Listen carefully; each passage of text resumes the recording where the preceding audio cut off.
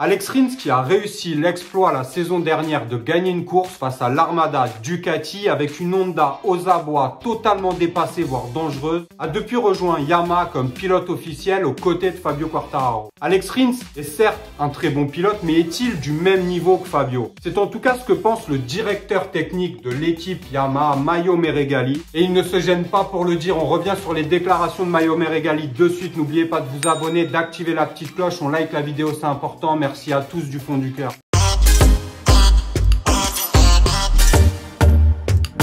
On va pas revenir sur les tests de Sepang, tests du Qatar. On a vu qu'Yamaha s'était réveillé, que des progrès et des améliorations avaient été apportés par le constructeur japonais. Mais beaucoup encore de manque de points faibles sur la moto. Les autres constructeurs ont énormément travaillé, donc l'écart finalement ne s'est pas vraiment réduit. L'état d'esprit de Fabio est certes combatif, mais il a aussi très bien conscience que le retard est très important. Du coup, le pilote français reste motivé, mais quand même déçu. On sait que le constructeur japonais a accueilli Alex Rins, tout droit venu de Honda. Alex Rins, qui est un très bon pilote, on le sait, il a montré de très belles choses, a gagné avec une Honda vraiment dépassée par rapport à la concurrence l'an dernier, une moto que seule marque pouvait piloter. Et encore, la saison dernière, c'était très compliqué de pouvoir performer avec. Il a réussi à gagner avec cette machine. Aujourd'hui, Alex Rins est chez Yamaha. On attend beaucoup du pilote espagnol. Le directeur du team, lui, déclare qu'Alex Rins a exactement le même niveau. Ils sont du même niveau avec Fabio Quartararo.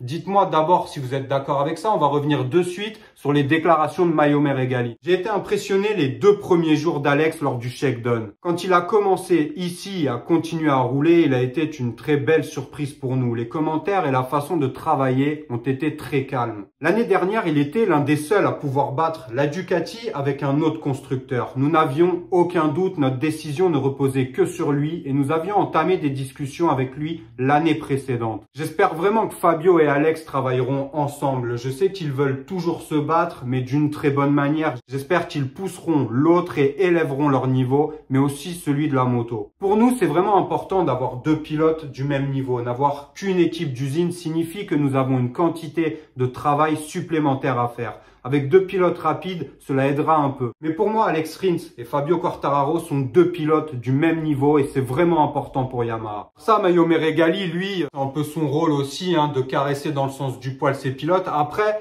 dites-moi, vous en commentaire, mais je suis pas sûr forcément que ça flatte Fabio Quartararo. Certes, Alex Rins va être flatté par les déclarations du directeur du team, forcément, mais Fabio Quartararo, personnellement, moi, ça me vexerait un peu. Fabio est champion du monde avec Yamaha, on lui met dans les pattes Alex Rins, c'est très bien pour le développement de la moto, sachant qu'il n'y a qu'un team d'usine, pas de team satellite.